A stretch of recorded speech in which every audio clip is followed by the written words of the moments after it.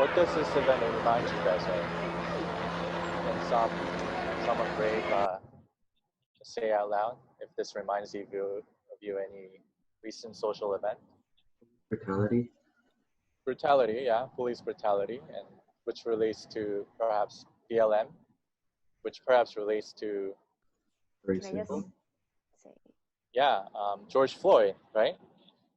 This event that you guys just watched happened in 1991 in March, and the guy being beaten up is an African-American man by the name of Rodney King, right? He was surrounded by 16 cops, and he was beaten almost to death. He didn't die from it, but he experienced multiple fracture and whatnot. And you know, we lived in a time in 1992 where there's no cell phone or video cameras, so someone captured these images and sent it to major news networks the next day, and the entire country erupted in anger, kind of like the George Floyd incident. So initially, the conversation and their anger revolved around police brutality, systemic racism, white superiority, and the discrimination.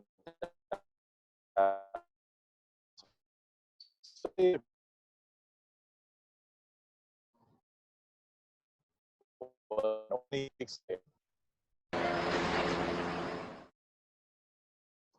15-year-old Latasha Harlins was shot and killed by store owner Sue Jadu.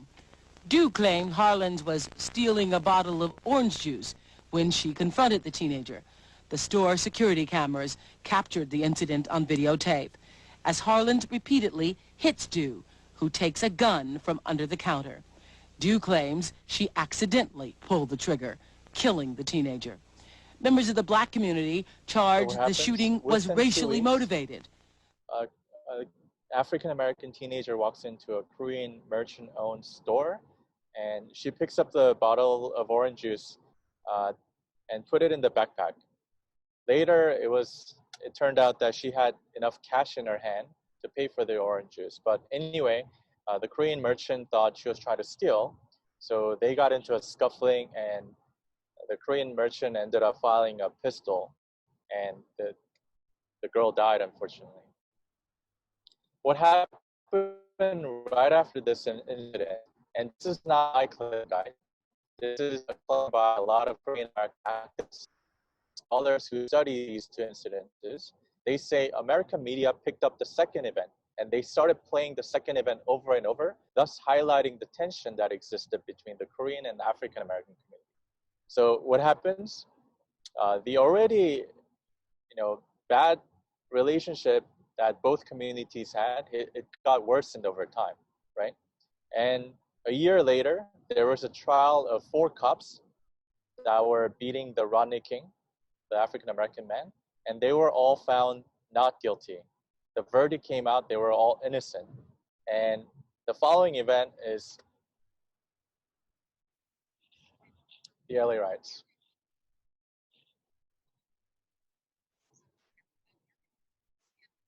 Let's start rolling some of the videotape. We were in an area right outside of Koreatown. There are a lot of Korean businesses in that area, and here we go. Once again, we got there just as this market was starting to be looted. Look at these people pouring out of the shoe store. You gotta wonder what's going on in these people's minds. You wonder what's going on inside these stores? Well, we took some shots here. Get out! This is America! Get out!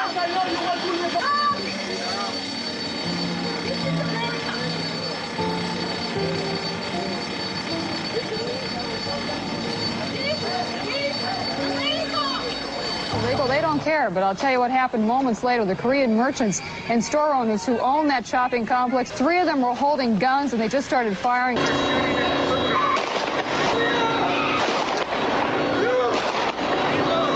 They actually pulled out loaded guns, but there were bullets flying all over. That's the only lesson I want to give you. You have to define your destiny in your own terms. When you had a 30,000 demonstrations in America, it's the largest fucking demonstration in America. What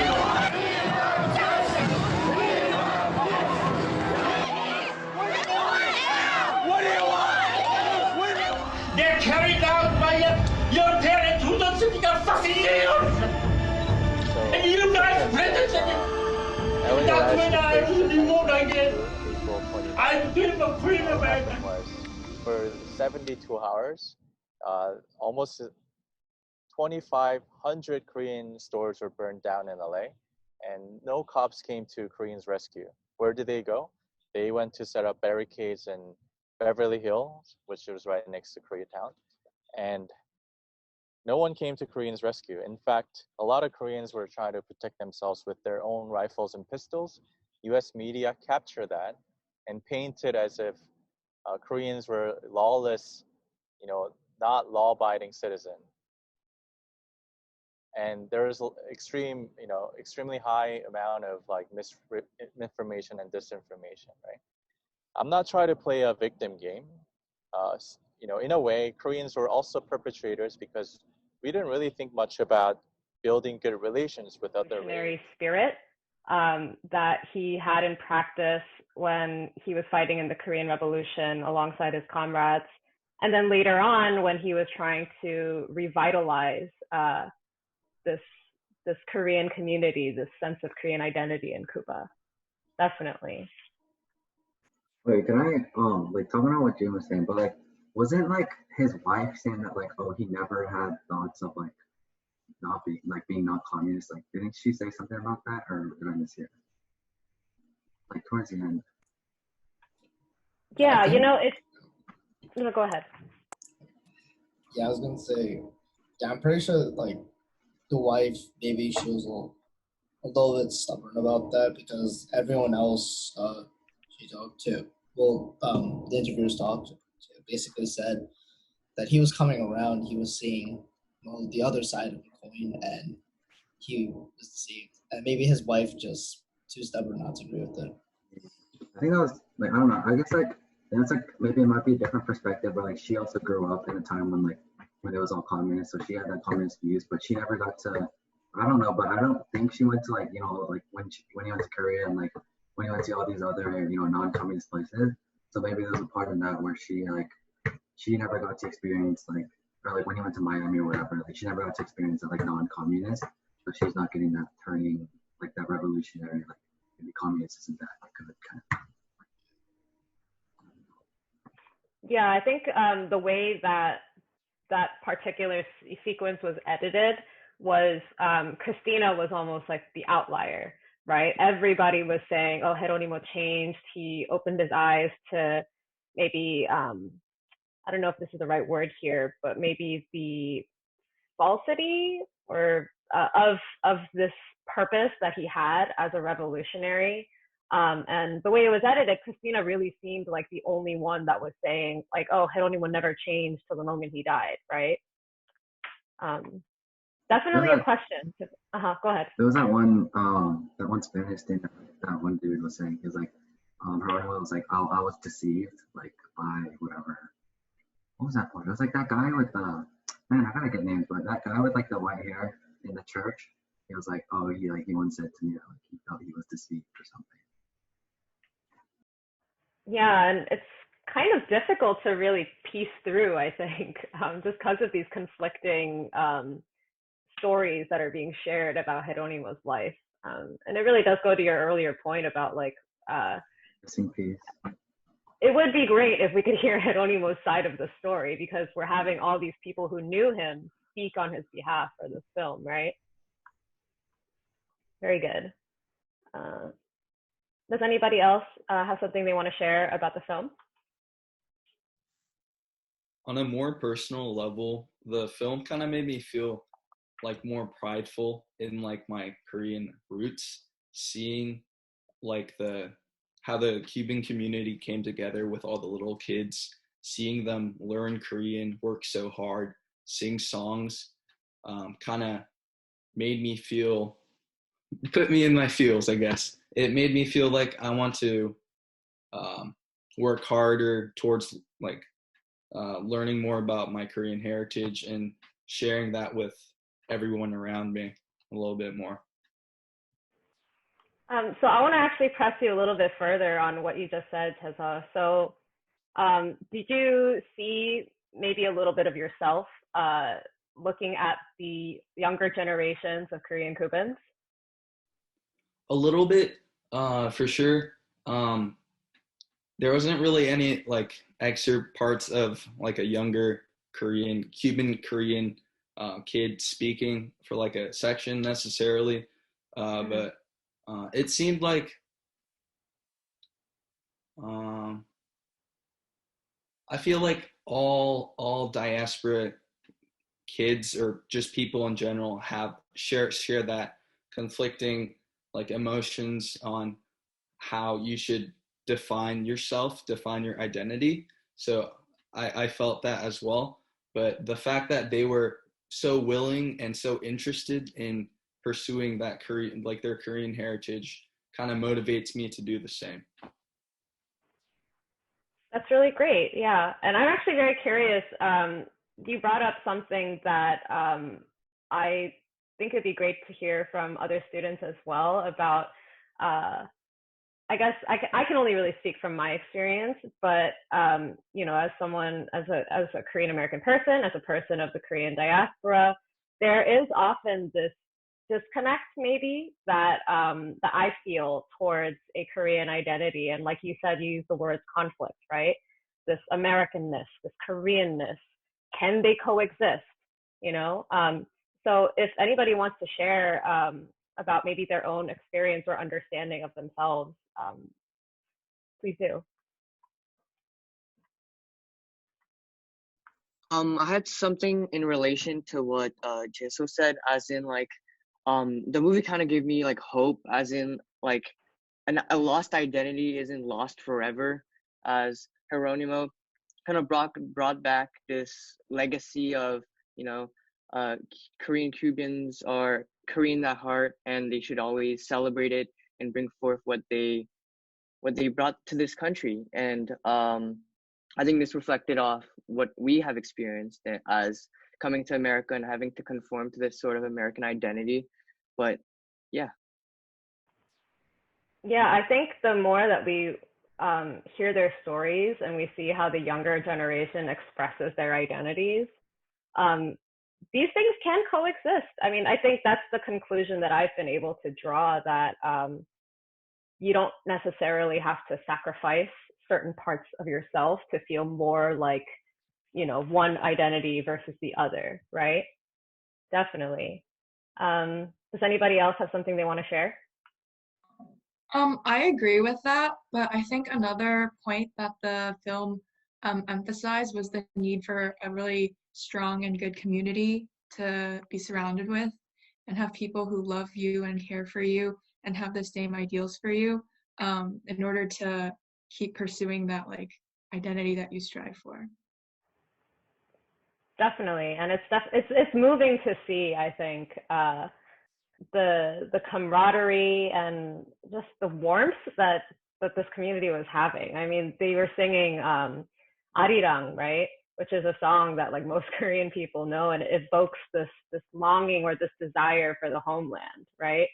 But to see how they were singing Arirang, this classic song, but with like, you know, this Cuban guitar, it really points to this transforming of what a Korean identity means, you know, from different communities to different communities. Yeah, thanks, Rachel. Can I add something to that?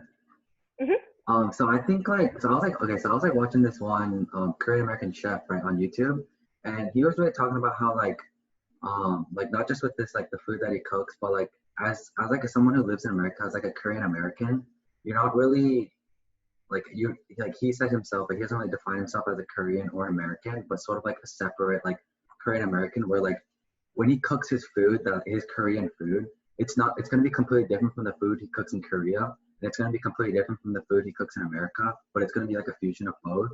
So like in that fusion, like it creates just a different dynamic. And I think that's also like sort of like with us, like, and like same thing with like the music that they were playing, like that Cuban like version of the Arirang, it's not going to be like Cuban music, it's not going to be like Korean music, but it's still like music and it's still cultural. And like I think that's also really cool. And like just watching that made me feel like I'm like definitely like that, where like I'm so different from like, you know, like my white friends or, you know, the people like American, but then also like if I go to Korea, like I feel so out of place.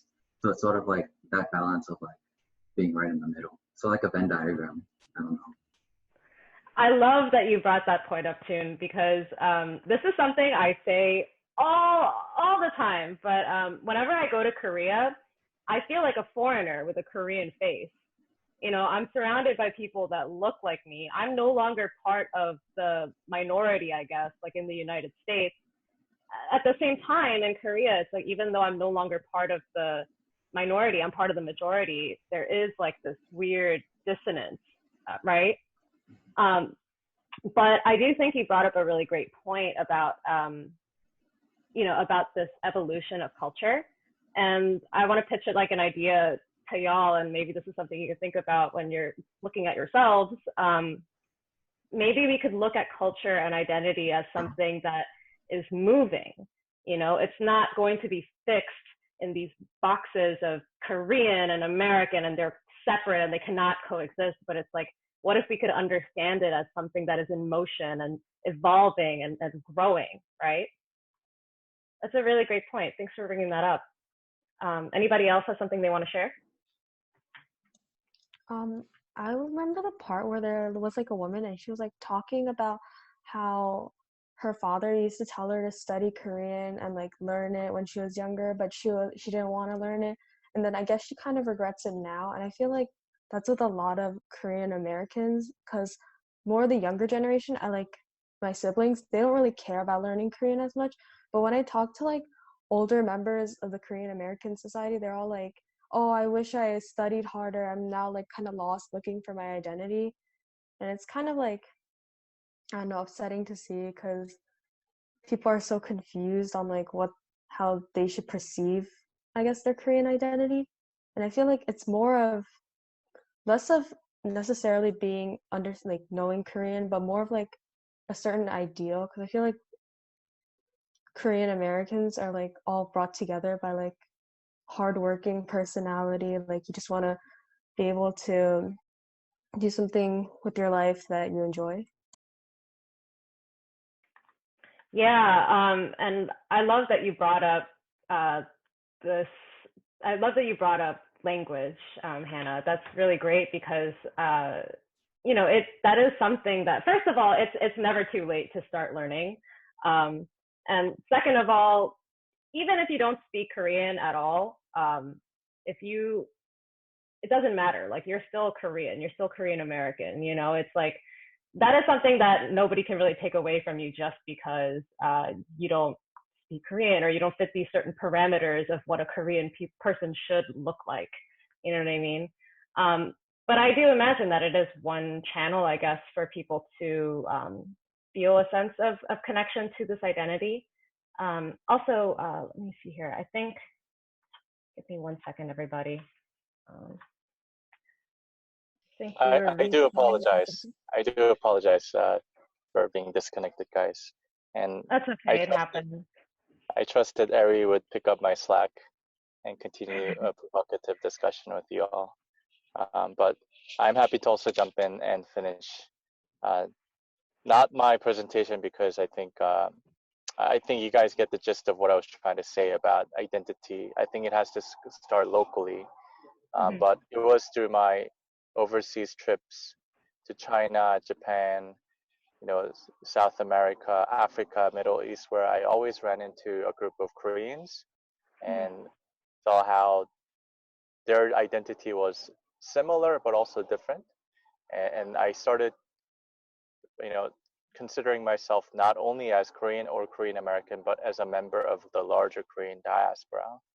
And this is the point that I've been wanting to try to make and start the discussion with you guys.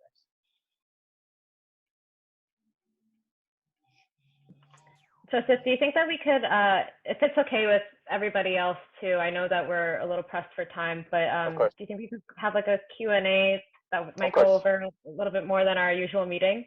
Totally, of course. Okay, great. So if you have questions for Joseph, you know, please use the raise hand function or raise your hand on your camera. You can also type them into the chat. We have a first question here from Ethan Park in our chat.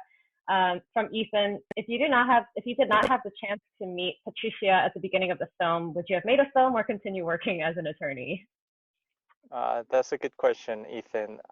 I only know the universe that I'm living in. But if you're asking me about the parallel universe where I didn't get picked up by the Korean taxi driver, I will most likely be someone who would always have an interest in the idea of Korean diaspora, but I would have never had enough courage to execute upon my conviction. I think I needed this as a triggering moment in my life where I wanted to go all in and take a sabbatical few years away from practicing law. So yeah, your question, I don't think I would have, I think I would have continued to practice law and not have made this film had I not met this Korean lady. But also going off of that really quickly, I think